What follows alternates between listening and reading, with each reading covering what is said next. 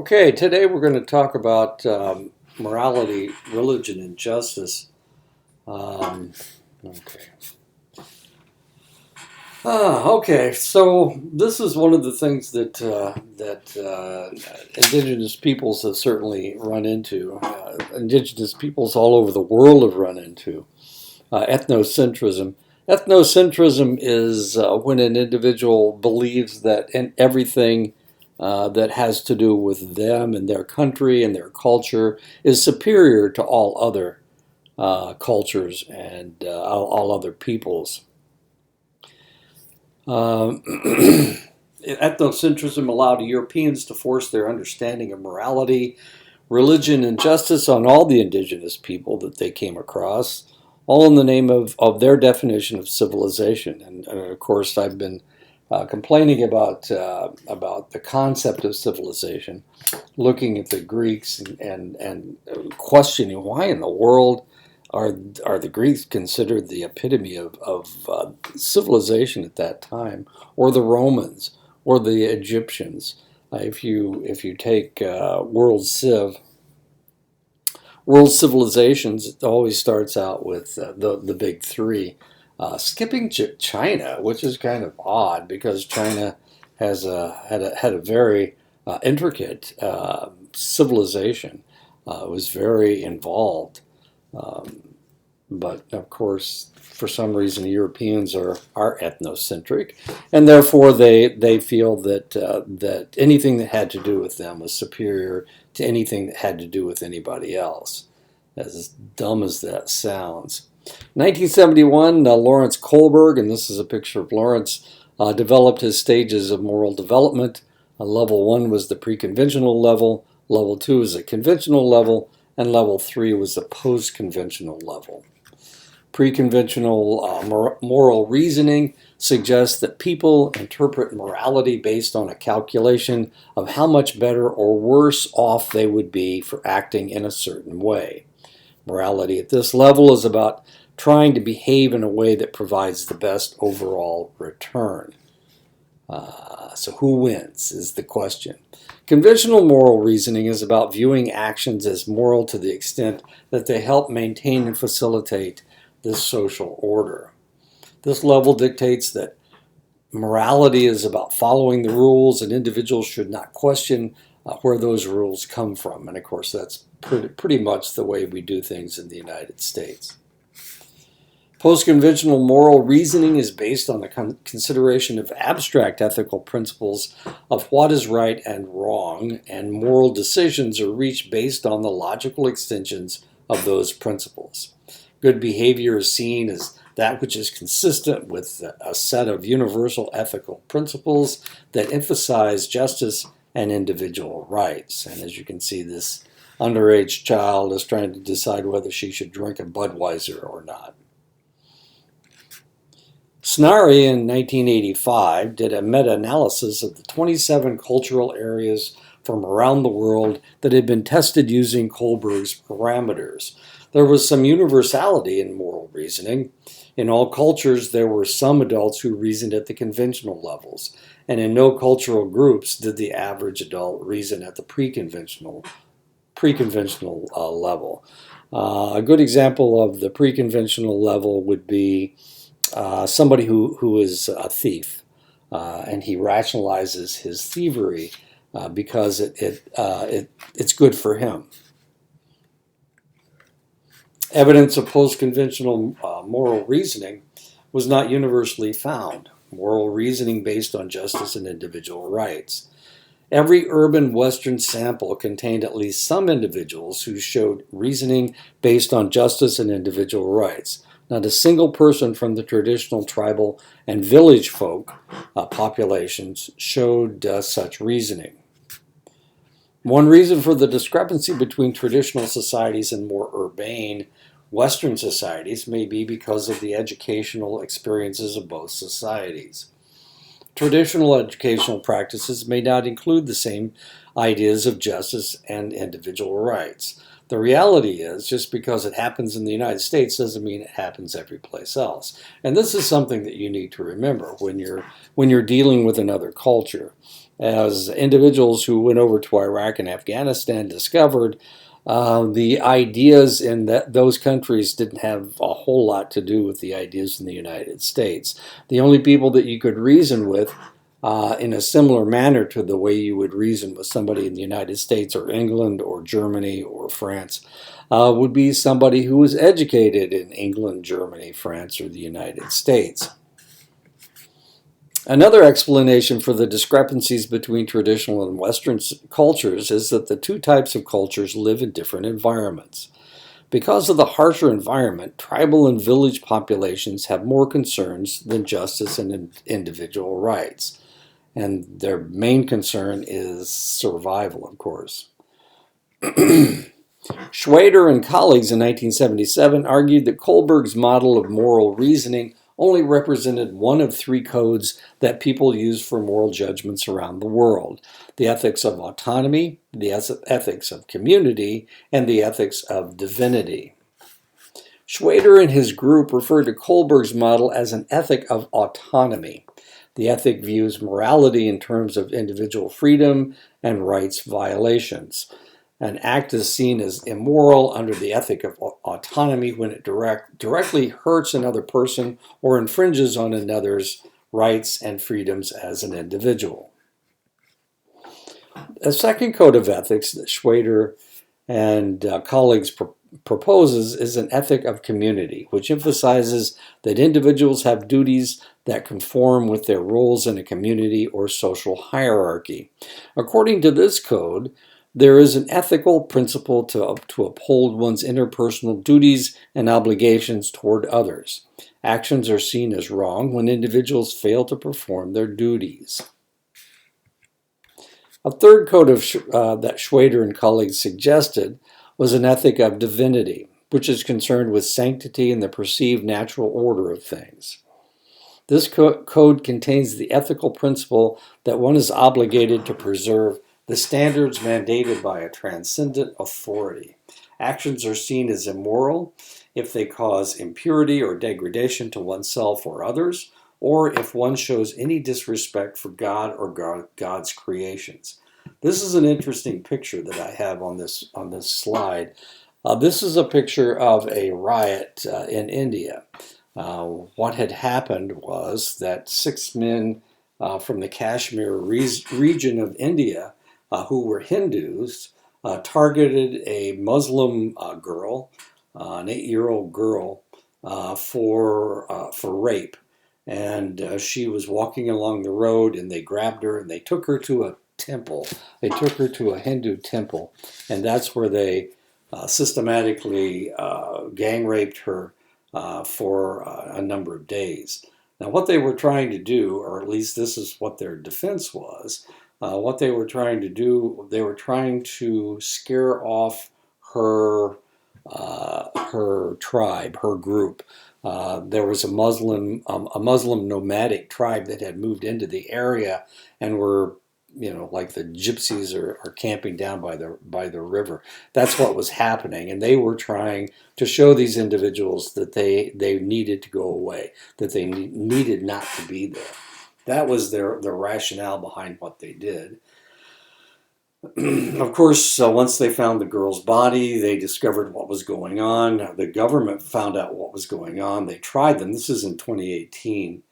They tried them and they convicted them. And this was a riot after the conviction. These are Hindu women that are saying that they were just trying to protect their community, and that was okay.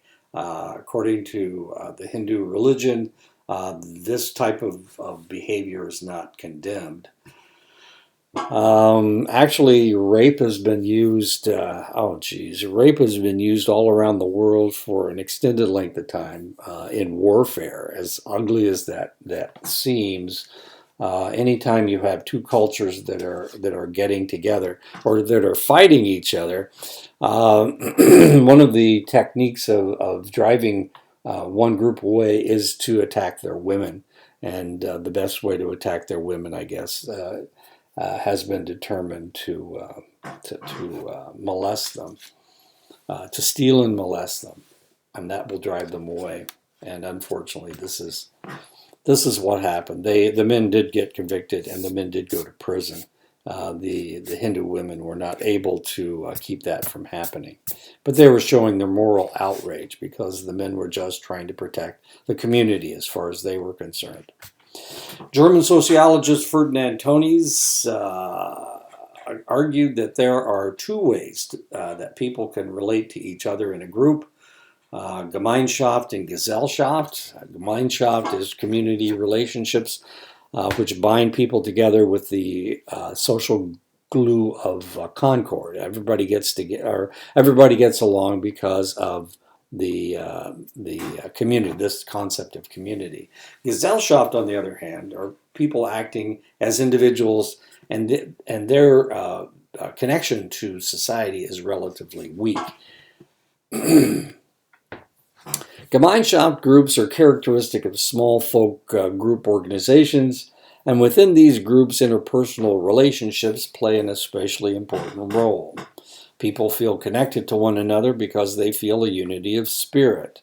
The relationships are central to an individual's identity. Obligations associated with one's Gemeinschaft carry weight of full moral obligations.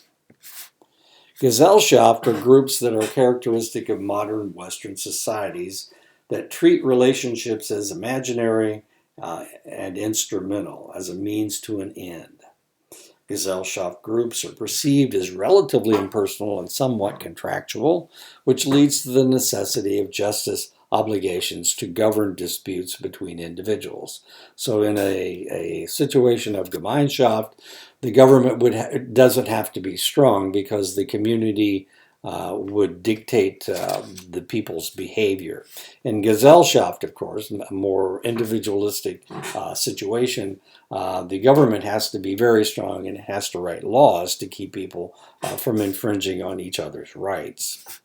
In Gesellschaft, groups individuals can't be expected always to behave in pro-social ways toward others because they have strong obligations toward them. So formalized rules are necessary to keep people in line, and that's actually what's going on with all the lockdowns around the world. There was a situation where a very wealthy individual flew a group of individuals to the southern coast of France so that they could party. And of course, they were not only stopped, but they were sent back to where they came from. Because, of course, France is on lockdown. No matter how much money you've got, it's on lockdown and you can't get away with that kind of stuff. But here we have, this is Gesellschaft again. Of course, wealthy people think that they have rights that other people don't, and they can do whatever they want. And unfortunately, of course, or fortunately, they were stopped by the French authorities and sent back to where they came from. And that's Gesellschaft. People of the world over feel a moral obligation to their community. Objective obligations, people believe that they have an obligation to act in a certain way, even if there is no official rule or law that requires them to do so. A good one would be whether men can go bare-chested. Is that acceptable behavior? Well, where I grew up, that was common. That was very common. It's not like we were at the beach, but during the summertime, in the summer, the farm kids, not the adults, they would have suffered from that. But the kids would work in the fields without a shirt. The males would anyway, not the females certainly. But that was acceptable behavior. But on the Navajo reservation, you never see men without their shirts on. When I was growing up, if we had to pick up basketball game or pick up baseball game, well, not a baseball game, but a basketball game, or I used to have soccer practice in the summertime. One team would be shirts and the other team would be skins. So one group would take off their shirts and the other group would keep theirs on. But of course that wouldn't happen here. There's no shirts and skins. Legitimately regulated, people should be prevented from engaging in a moral violation or they should be punished if they act in such a way. So, of course, we all have to obey the rules of the area. And since I was living in Saley for an extended length of time, 4 years, about 4 years, I didn't wander around bare-chested. That was just not unacceptable behavior. It's kind of interesting. I've been running around without my shirt a lot for most of my life, and I was visiting my daughter down in Florida. She had just had a baby, and the daughter of her baby daddy, she was about, I don't know, 8 or 9 years old. She came over, and I was sitting there without my shirt on because it's hot in Florida and it's humid. And I was sitting there with my shirt off, and she got offended. I guess they don't in her house they don't do that. She is Hispanic, I think. Her father's Hispanic, and I guess that's unacceptable behavior in her house. It's okay at my daughter's house. It was okay in my house in Indiana, but it was unacceptable behavior as far as she was concerned. So I put a shirt on. I'm not that rebellious. Ethic of divinity involves a moral code respecting the sanctity of the natural order of things as dictated by a transcendent moral authority. Immoral actions are perceived to violate the natural order of things. Sounds kind of like the Navajo way of thinking. Hunter in 1991 proposed that a culture war exists in the United States and that the battle lines are drawn between those who have an impulse toward orthodoxy and those who have an impulse toward progressivism. Well, it's not hard to see which political group are the orthodox people and which group are the progressive people.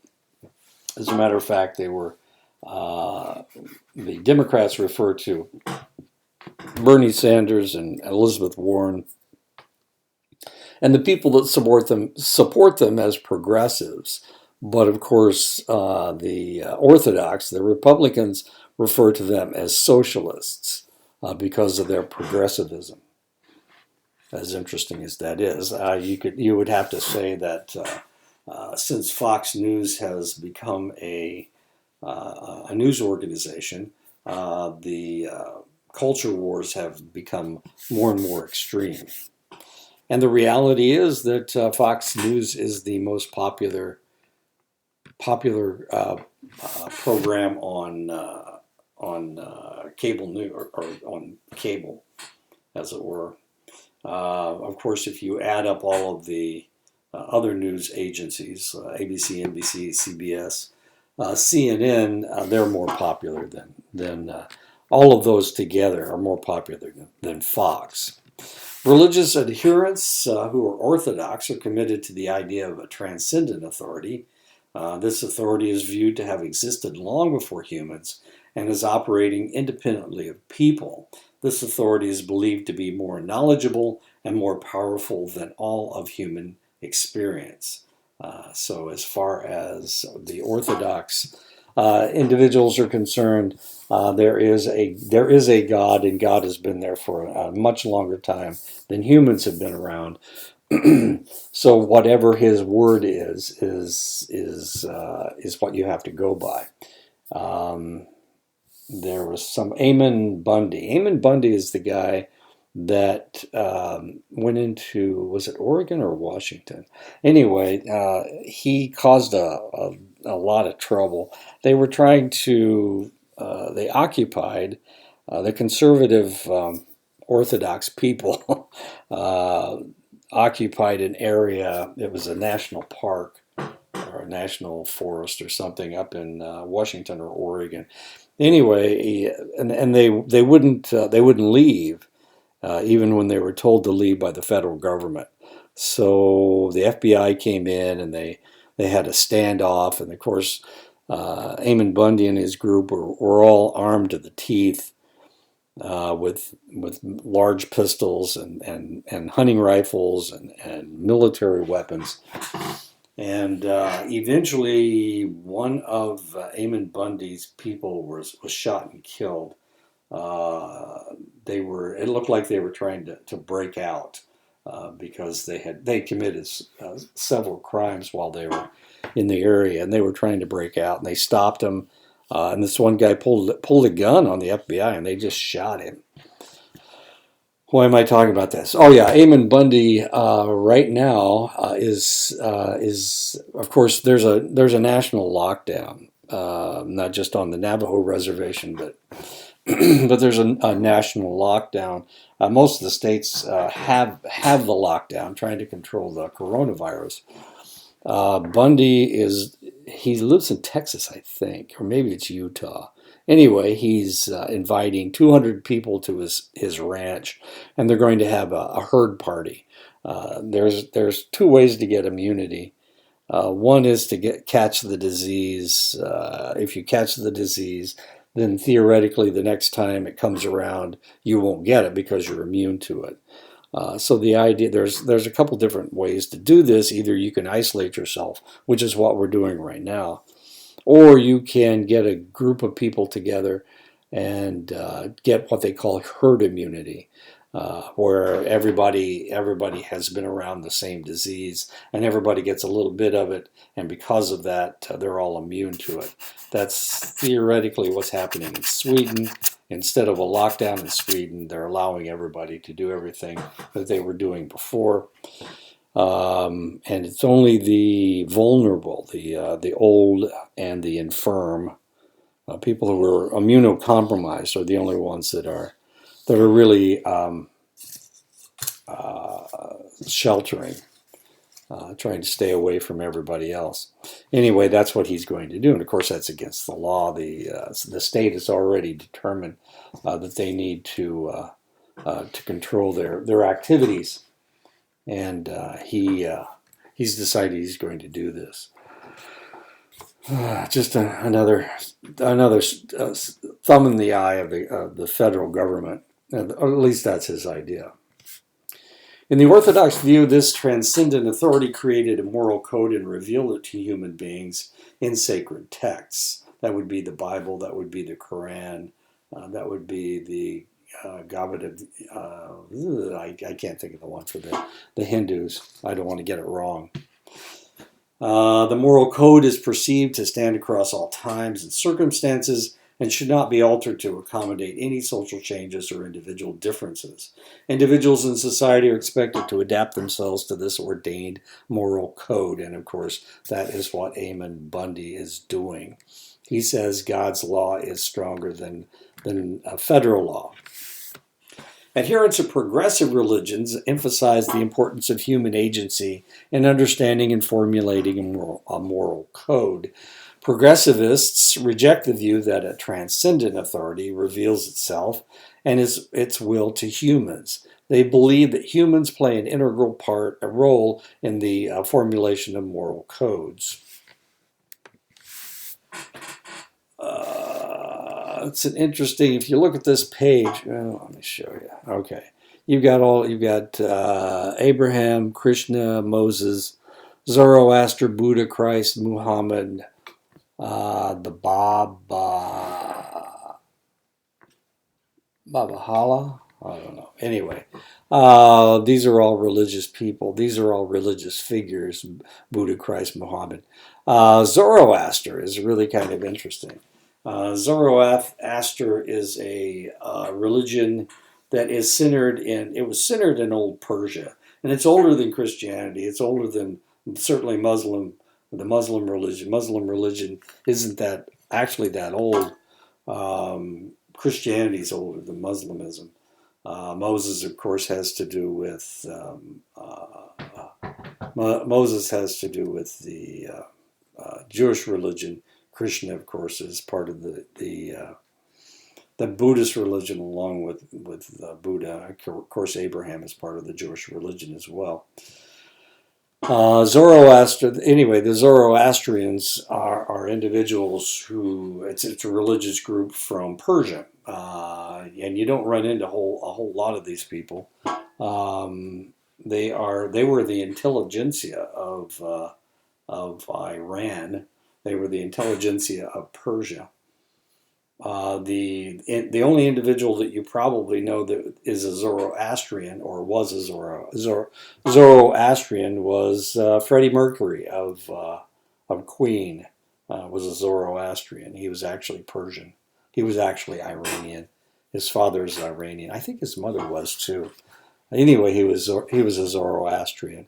They're brilliant, brilliant people. The Zarathustra is another name for them. Anyway, so there you go. Progressivists believe that because social circumstances change, the moral code must change along with it. And that's the idea of progressives. And as you can see here, this lady is a hip hop artist. Not only that, but she is probably a Christian, I'm guessing. And here she has a tattoo on her arm. And she's a doctor. So, hey, she's a PhD. She sings hip hop. And she's a religious leader. And she has not only tattoos, but also piercings, one in her lip and one in her nose. So how cool is that? In 2007, Haidt and Graham expanded Schrader's 3 moral ethics by expanding it to 5. Avoid harm, protect fairness, be loyal to your in-group, respect hierarchy, and achieve purity. Avoid harm. People are sensitive to any behaviors that cause harm to others. Protect fairness by they attend closely to whether resources or rights are distributed in a fair way. Loyalty to their in-groups. People are motivated to identify with their in-groups, to make sacrifices for their in-groups, to trust in-group members more than they trust out-group members. This is one of the reasons why I don't read or I don't watch Fox News. I'm a progressive, and I don't watch Fox News because a lot of what they say I don't believe. People who watch Fox News, they don't. It's not like they flip flop between Fox News and CNN. I've done it before. It's really frustrating because the information you get from Fox News is fairly tainted as far as I'm concerned. But then again, like I said, I'm a progressive. So I watch. I don't trust the conservatives. I don't trust them to watch the money the $2 trillion that we earmarked to try to save the economy. I don't trust them because I think they'll put it in their pockets. That's something that some people do. Respect hierarchy. People tend to respect hierarchy by admiring their superiors. Believing subordinates need to act in accordance with the wishes of authority figures. Achieve purity, reflecting the ethic of divinity. People are motivated to achieve purity and are disgusted at behaviors ruled by the carnal passions, such as lust and gluttony, or greed is another one of the carnal passions, or by behaviors that suggest contamination of any kind. We are looking for purity. There is a greater emphasis on faith in Christianity, especially Protestantism, than in Judaism. Membership in Judaism is defined by descent. Traditionally, one becomes Jewish by being born to a Jewish biological mother. So if your mother is Jewish, you're Jewish. It's kind of like being a Navajo. If your mother is Navajo, then you're Navajo. While Christianity is based on beliefs, traditional Judaism emphasizes particular practices such as keeping kosher by avoiding certain foods like pork. So in order to be Jewish, you can convert to Judaism, but it's not an evangelical. It's not an evangelical religion. They're not looking for converts. They're not wandering around the world tapping on people's door and saying, "Do you know Jehovah?" Oh, wait a minute, that's Jehovah's Witnesses. Well, it's Yahweh is actually what they refer to God, and the Jewish religion is Yahweh. Anyway, the Christianity is based on your beliefs. So anybody can be a Christian as long as you believe in the correct way. To be Jewish doesn't mean that you go to synagogue every Friday. It means that you It means that you practice being Jewish. In other words, you don't eat pork. You keep kosher, and actually, most of their foods are kosher. You probably had kosher dill pickles. Why are they kosher? Because they're made with the proper ingredients, or not made with improper ingredients. Protestant sect membership is primarily defined by your beliefs. One cannot become a member of a church until one publicly accepts the Christian faith as dictated by a specific church and is thus baptized into that church. So you go up to the front, you make a statement to the congregation that you are accepting Christ, and then they baptize you or do something or do whatever. Christianity, it really all depends on the religion, on which denomination of Christianity it is. Christianity has fewer practices and instead places more emphasis on one's private communications with God.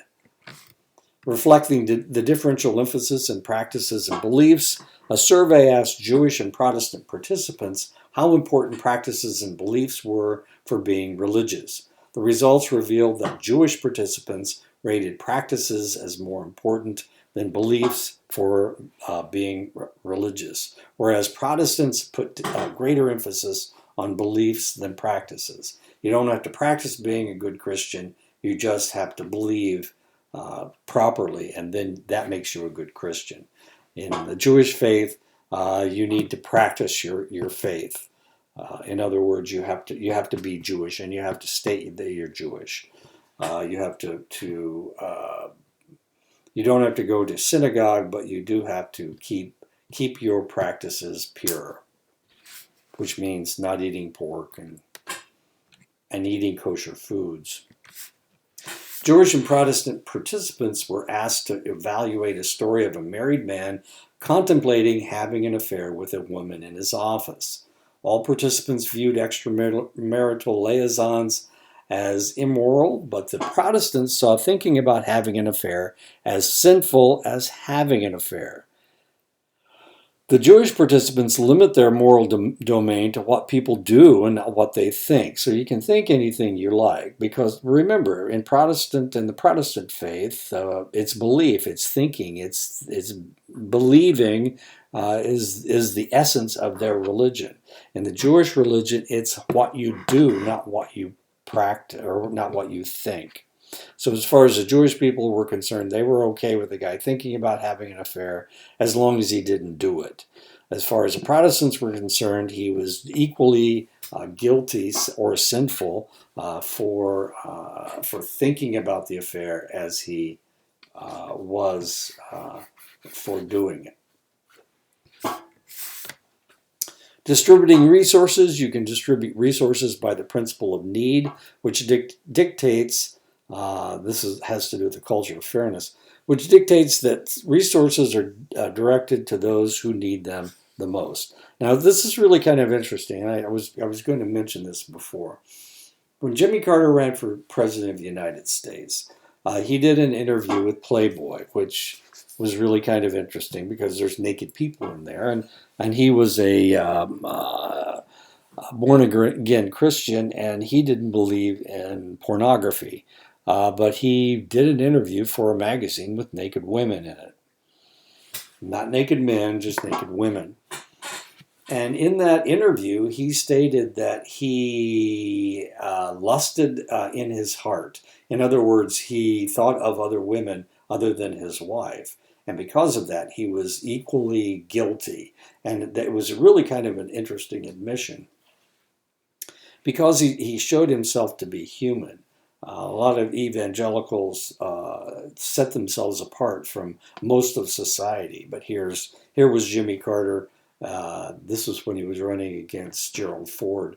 Here was Jimmy Carter doing an interview in Playboy, and he admitted that he sinned in his heart. And of course, to evangelical Christians, that was horrible.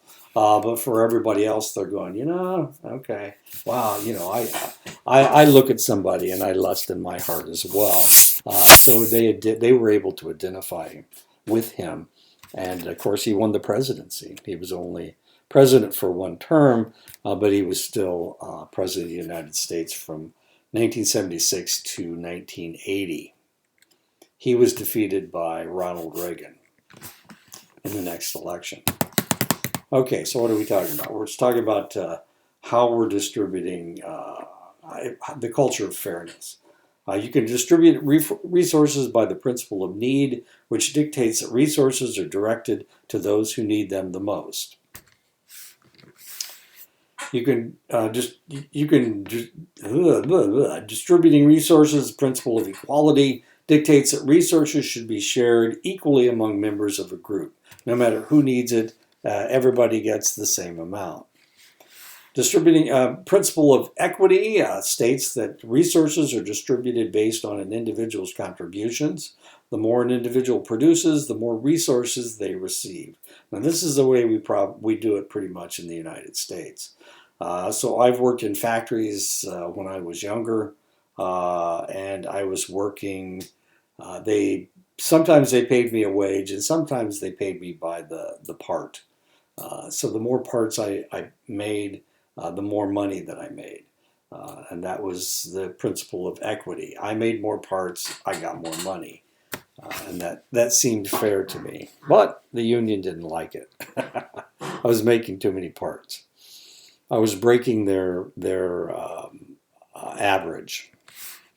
Distributing resources, a social system that rewards individuals on the basis of equity principle, is known as a meritocracy. And meritocracies tend to be more common in individualistic societies. They can lead workers to be highly motivated, to work hard because their earnings depend on their efforts. When one worker does well, others tend to do worse. And a good example would be we have 15 classes that we need to teach next semester. If we have 5 instructors, then each of us gets to teach 3 classes. We don't have 5 instructors, and we don't have 15 classes. I think we're teaching, maybe we are teaching 15. Anyway, looks like we're going to have 4 instructors for next semester. So what if I decide that I want to make more money? So I teach 7 classes and I give the other 3 people 8 classes to teach. Well, that means that those 3 instructors won't be teaching a full load, which makes them part-time. And if they're part-time, they won't make as much money. So if one worker does well, others tend to do worse. In other words, okay, and that's one of the reasons why when I was working in the factory and I was doing piecework, they told me that I needed to slow down because the more parts that I put together, the more parts that I made, that meant there were fewer parts for everybody else. So they wanted me to slow down. Of course, I was young and stupid, and I wanted money. I mean, I was working for money. So I just kept making lots of parts, and they kept shutting my line down. So I couldn't just keep making parts. I'd make parts for 15 minutes, and I'd make as many parts as other people would do in an hour. So I'd make as many parts in 15 minutes, and then they would shut my line down, and they'd send me to the cafeteria. So I'd sit there and read for 45 minutes until they opened my line up again. Meritocratic systems tend to breed competition among workers, and I guess that's what was going on. And that's one of the reasons why they shut my line down. Distributing resources in some organizations, raises are distributed by longevity. This is known as the seniority system. That's pretty much the way it is in academia. The longer you've been teaching, the higher your level. So now that we're a 4-year institution, we have instructors, we have assistant professors, we have associate professors, and we have full professors. You're only supposed to be a full professor if you've been teaching for, the last time we were arguing about it, it was 10 years. Well, I've been teaching for, how many years have I been teaching college? 29. I've been teaching for 29 years. So I should be a full professor, but I'm not. I'm just an associate professor. mainly because I'm too lazy to fill out the paperwork. This is known as a seniority system. Seniority systems follow the principle of equality because there is no competition between the workers. It all depends on how long you've been there. Pay is determined using the same formula for everyone. Now, the reality is the military is a seniority system. In order for you to make rank, you have to be there for a select amount of time, and then you can go to the next level. The more time you've been in the service, the more money that you make. So if I'm a 16-year E5, if I've been in for 16 years, I'm right at the top of the pay scale for E5s. If I'm, what was I? I made E6 at 9 years. So, but I didn't have any seniority, so I was way down at the bottom. But I was making as much money as my wife. She was an officer. She was a first lieutenant, and we were making about the same amount of money, which was kind of nice. Two big paychecks, not bad. Pay is determined using the same formula for everybody. So if you've been there for 40 years, of course you're making top dollar. If you've only been there for a year, you're making bottom dollar. It is often assumed that merit-based pay is the way to ensure the greatest amount of effort from one's employees. However, Japanese workers have traditionally been among the hardest working in the world. There tends to be a great deal of voluntary overtime, and many workers never take their vacations. And Japanese companies tend to have more seniority-based pay than American organizations. So, despite the fact that that we have a meritocratic system, the Japanese tend to produce more parts. And it's because they're loyal to their organizations. Social scientists have developed various economic games to measure people's sense of fairness. In the coin flip scenario, you are given $100 that has been given to you instead of another person by means of a coin flip. So it's you and me, and we're in this thing, but you don't know that you're in it, and somebody's going to make $100. I just got a telephone call from Publishers Clearinghouse. And actually, they were trying to get me to sign up for Publishers Clearinghouse, but they acted like I'd won $2.5 million. Well, I'd never filled out any forms. And they asked me if I filled them out every year, and I said no. And they said, would you like to fill one out? And I said no. And then they hung up. Okay, so the idea is that you and I are in this thing, and the flip comes down and I win. So how much, and you don't know that I have the $100. It was a coin flip. It was an anonymous person, and he's donating $100 to whoever wins the coin flip. And I won, okay? So the idea is that I can take the whole $100 and you'll never know that I have it. Or I can give you as much money as I want. I mean, the two of us were in competition with one another. I won, so how much money should I give you? Or should I give you anything? I mean, I won. Why should I give any of it away? So what would you do? This is known as a dictator game, and there are various outcomes. The economic theory dictates that the rational person will give their invisible partner nothing because they will never know who you are, and you don't stand to gain anything from them. So they're not going to be nice to you because you gave them money. So why in the world? They're never going to know where the money came from. So you're not going to get anything out of it. So why would you give them any money? And that's what economic theory says. Because I'm greedy, because I should be greedy, I'm not going to give them anything. Curiously, the economic theory almost never happens. People around the world feel that keeping all the money for themselves is not right, and it just seems fair to give the other person some money. The most common decision that people make is a 50-50 split. When economists found that even Western college students were making irrational decisions in the dictator game by giving away money that would not benefit them, they sought an explanation. This did not fit any economic models that they had developed. And this is one of the reasons why I make fun of business people. Business people think that that you need to make profit, and that you need to make profit on the backs of, profit, the money comes from someplace, right? So business people are kind of monsters, I guess. And this is why I make fun of Patrick Blackwater from time to time. Uh, I've taken business classes and I hated them because ethically there is no ethics in business. It's just horrible. Anyway, so the business guys were trying to figure out. Now wait a minute. We're supposed to know. In order for us to make money, we need to know our customers. So we need to understand this. They needed to understand this concept.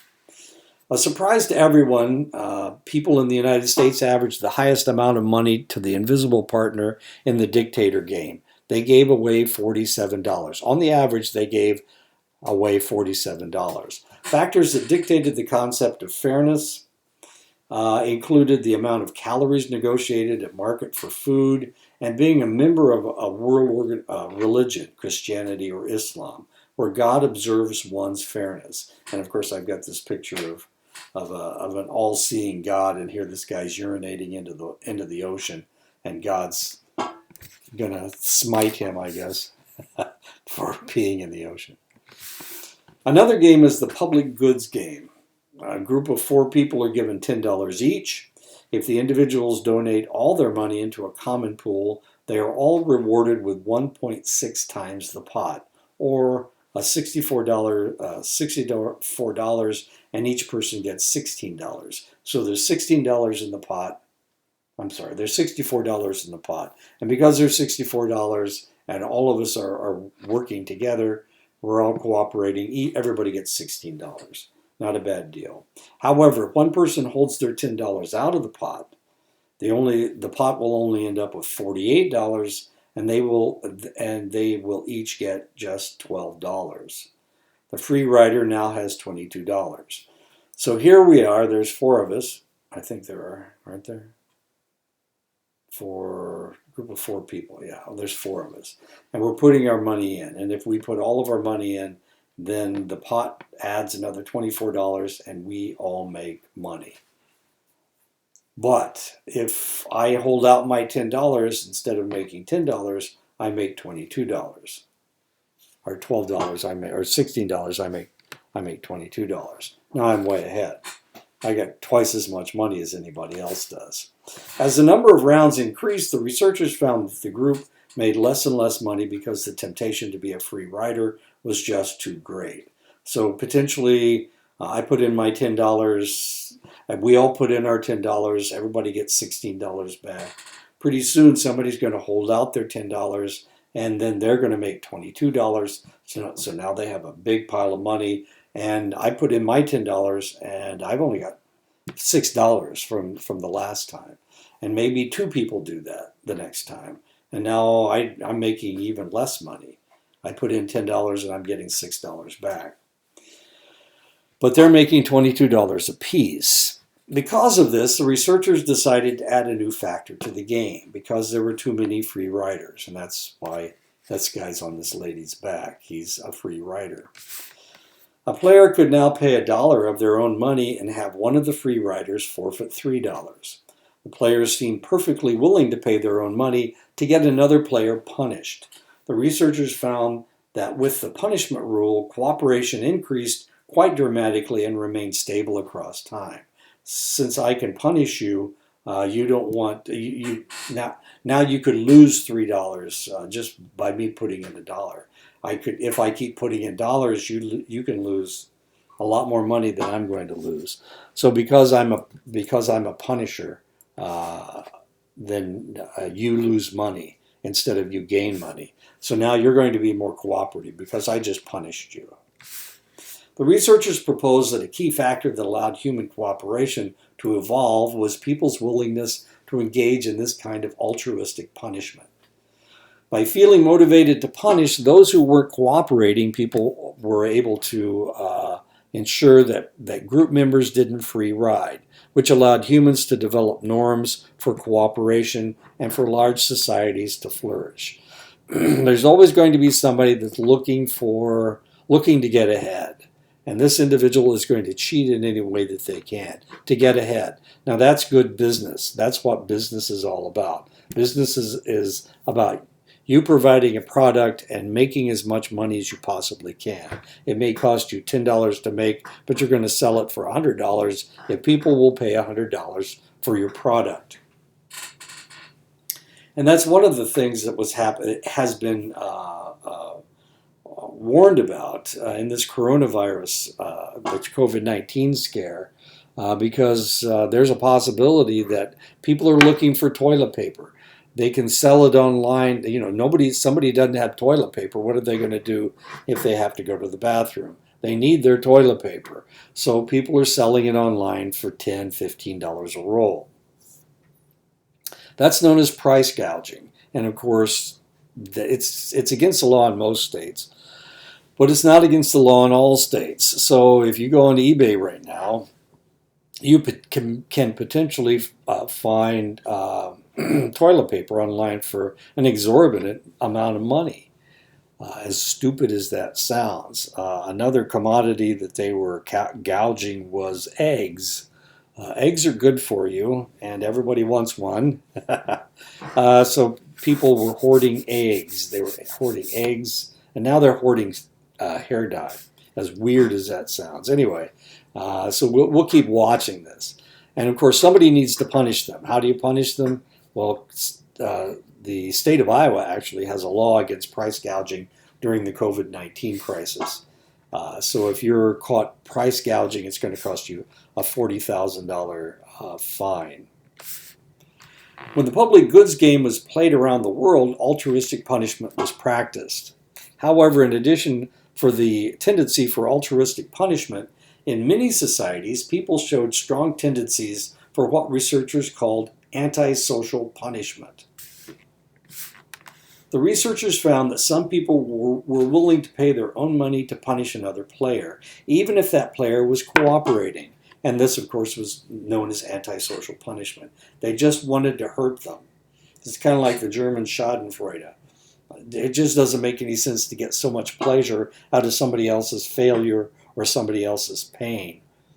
It's not something that would happen in the United States. We don't even have a word for it in the United States. But they do have a word for it in Germany, and it's relatively common there. Well, of course, we see this antisocial punishment when people have this game to play. The motivation for this antisocial punishment seemed to be largely a function of revenge, in which people would punish a player who had punished them on a previous round. Although this tendency for antisocial punishment was negligible in Western societies, in other societies this behavior predominated. Antisocial punishment predominates in Oman more than any other country. Oman is, if you know where Saudi Arabia is, Oman is one of the countries at the next to the Persian Gulf, right there. Antisocial punishment predominates in Greece as the second highest level measured. Now, the interesting thing about Oman, of course, it's Muslim. But the interesting thing about Greece, they were occupied by the Ottoman Turks for an extended length of time. And because of that, there's a lot of anger in Greece over what happened to them while they were being controlled by the Turks, who were Muslim, of course. And of course, they were all forced to convert from Greek Orthodox to the Muslim religion, or at least they tried to. And of course, that was part of the conflict going on. Now, of course, most Greeks are Greek Orthodox, but there are some Greeks who are Muslim. And of course, that makes them kind of angry. So this antisocial punishment was relatively common in Greece. Antisocial punishment predominates in Saudi Arabia as the third highest level measured. And of course, we all know about Saudi Arabia. Antisocial punishment predominates in Russia as the fourth highest level measure. Now, this is really kind of interesting because we've seen different personality traits that the Russians have. And this is another one, antisocial punishment. Wanting to hurt people for no reason whatsoever. And that's what the reason they refer to it as antisocial. The notion that punishment promotes cooperation holds true only in societies characterized by norms for civic cooperation and high levels of trust. Antisocial punishment was entirely unexpected by the researchers who first discovered it, but it appears to be quite commonplace in many cultures, and it remains somewhat puzzling. Why does it exist? This doesn't make any sense. We can all make money. There's no reason for you to punish anybody, but you do it anyway. The researchers' data show that societies with weaker norms for civic cooperation and a weaker rule of law engaged in more antisocial punishment and public goods games. Other researchers argue that antisocial punishment can be adaptive in contexts where the rule of law is insufficient. So if you don't have common laws that are fair for everybody, then the antisocial punishment is logical. There is a logic to it. In dealing with a system that can't always be trusted to function, people come up with alternative ways to ensure that their needs are met. In Brazil, this is in South America. In Brazil, there is a complex sociocultural strategy termed Getimbo, in which people manipulate or dodge the official rules to achieve things, and that's okay. This is a picture of people taking a test in Brazil, because in Brazil, cheating is Getimbo. It's something that is acceptable behavior, and it's okay if I cheat. And this is what they have to do to keep them from cheating in Brazil. A real-life example of these weaker norms for civic cooperation can be seen in the game show Who Wants to Be a Millionaire? In the show, which was originally created in the United Kingdom, contestants are able to use a lifeline and can poll the studio audience for help in answering a difficult question. When Who Wants to Be a Millionaire was introduced to Russia, the contestants quickly found out that they couldn't trust the audience. Frequently, the audience members would deliberately choose the wrong answer in an apparent effort to mislead the contestants. Did I skip something? A lifeline. Oh, yeah, okay. Well, anyway, wait a minute. What's happening here? There we go. Okay. In order to mislead the contestants. This is in Russia. This is in the former Soviet Union. They would tell them the wrong answer just to be mean. It's one of those antisocial things again. This is something that you don't see in the United States. This is something that isn't seen any place where they have this television show except in Russia. I've seen this television show at least I've seen parts of it in Turkey, where it's a little bit different. Well, I'm not going to go into the fact that the lady's not wearing has a low-cut dress on it, and that's part of the game. And in Bulgaria, it's the same way. Not unlike the public goods game, many members of the Russian audience seem to be more motivated to sabotage the play of contestants than to help them. As the Brafman brothers in 2009 have said, after the collapse of the Soviet Union, Russians became suspicious of those who were trying to profit off of hard work of others. Now, there's a reason why there are Russian oligarchs. There's a reason why there is a Russian mafia that is so powerful. And the reason is because it is kind of a anarchic society. There's anarchy over there. There's nobody in charge. And the people that are in charge are making money hand over fist. So you have these billionaires coming out of Russia. Lots of them. And of course, they were the ones that interfered with the last election. Their government, because their government is fairly anarchic. Norms for civic cooperation remain relatively low in Russia and many other societies around the world, which makes it more difficult for governments to band citizens together in cooperative ventures. This is a picture of a band member of a group called Pussy Riot. It is a group in Russia. And the reason they have such a rude name is because they are trying to be rude. They're supporting women's rights in Russia.